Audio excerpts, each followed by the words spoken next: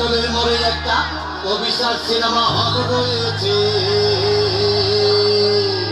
হলে নাকি আর কন্ডিশন রয়েছে।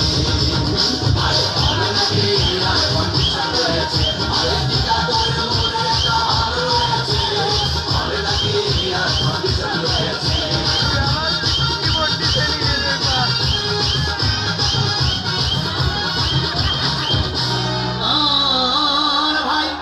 একদিন গ্রাম সিনেমা দেখতে আর রিক্সা থেকে নেমে থেকে হলে কি সুন্দরী মেয়ে দাঁড়িয়ে আছে, ব্ল্যাকের 10 টাকার টিকিট 20 টাকা কিনে ওরকম ভেতরে বসলাম। হঠাৎ দেখি পাশের চেয়ারে সেই মেয়েটি আমার পাশেই বসেছে।